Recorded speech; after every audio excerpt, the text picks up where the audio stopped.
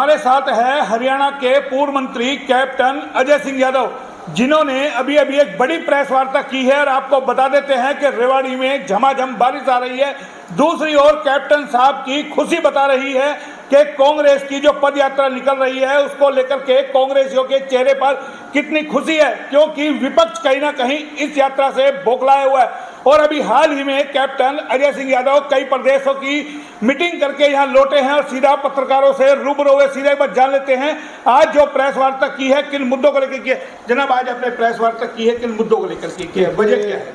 राहुल गांधी जो हमारे कांग्रेस के पूर्व अध्यक्ष हैं, उनकी यात्रा को कन्याकुमारी से उन्होंने शुरू किया था, जहाँ पर उन्होंने महात्मा गांधी जो मंडप है और एक कामराज जी का जो मंडप है उस पर जाकर अपने श्रद्धा सुमन अर्पित किए।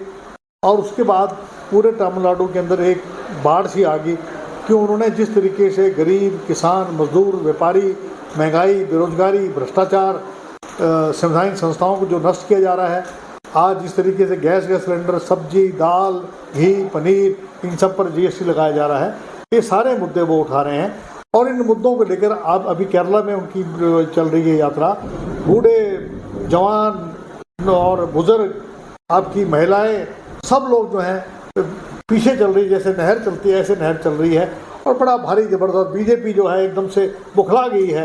उनकी टी शर्ट के ऊपर कभी तंज कसते हैं, जबकि खुद मोदी जी जो है 10 लाख का सूट पहनते हैं, 1.5 लाख का स्कार्फ बांधते हैं अपने गले में और चश्मा पहनते हैं 2 लाख का।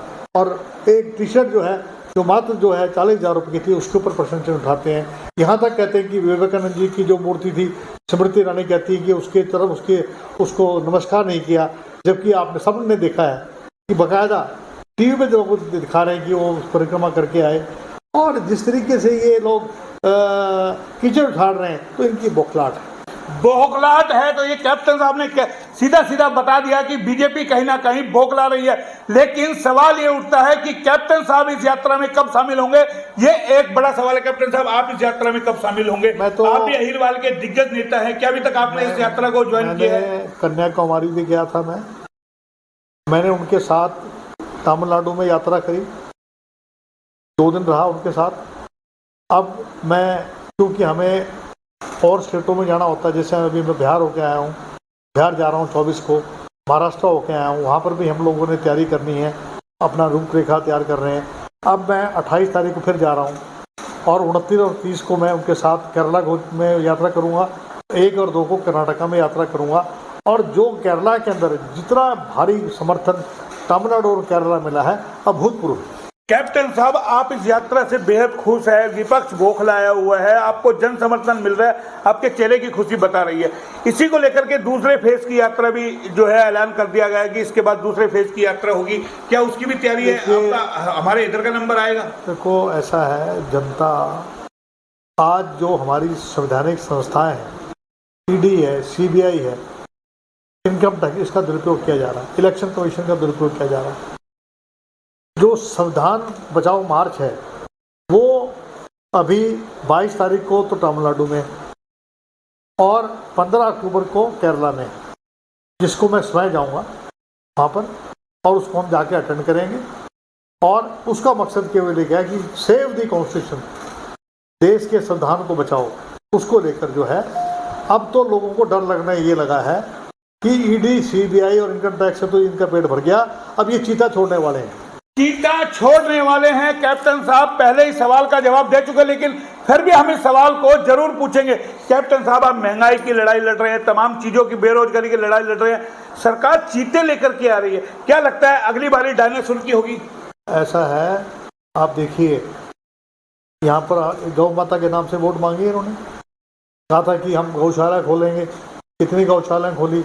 जो हमारे समय की गौशाला खुली हुई थी चाटूसाना में, उसको तो मेंटेन कर नहीं पा रहे हैं। गौ माता के नाम पे तो पैसा खर्च किया नहीं, 100 करोड़ रुपए में चीते ले आए।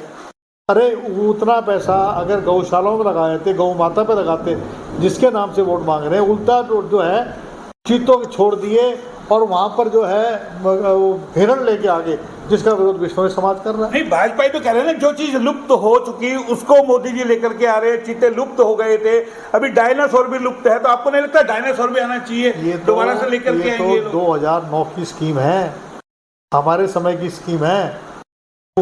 ये क्या बात कर रहे हैं, इनके समय की स्कीम नहीं है। लेकिन हमारे प्रधानमंत्री फोटो खींचने नहीं गए थे उसकी, हमने इस प्रकार के काम नहीं किए थे कि हिरण छोड़ दें उनके लिए। तो ये 2022 में लेके आए हैं, उसकी फोटो खींच रहे हैं। जाकर क्यों नहीं गौ माता के वहाँ पर जाते हैं, गौशालाओं में जाते हैं, वहाँ पर जाकर फोटो ले, किस तरह गौएं हमारी जो है वो मर रही हैं, उसके बारे में ध्यान देना चाहिए इनको। जिसके नाम पर वोट मांगते हैं, जिसको अपने गौ माता कहते हैं, ये जिसके नाम के गोबर की बात करते हैं, उसके पेशाब की बात करते हैं कि उससे जो है कितनी चीज़ें अपने बाबा रामदेव जी आज चुप क्यों हैं? बल्कि मैंने तो देखा है कि उनके सुर भी बदल रहे हैं। वो कह रहे हैं कि राहुल गांधी की यात्रा बहुत बढ़िया चल रही है, उनने भी सुर बदल लिया अपना। एक जनाब सबसे बड़ी एक और सवाल उठता है कि जिस तरीके से चीते आए हैं और आए हैं, क्या लगता है लोगों का ध्यान भटकाने की ये सब कोशिश है या रणनीति है? महंगाई के मुद्दे से, तमाम चीज़ों से, आपको क्या लगता है? देखिए, अब टी शर्ट की बात कर रहे थे, राहुल गांधी ने टी शर्ट पहन ली।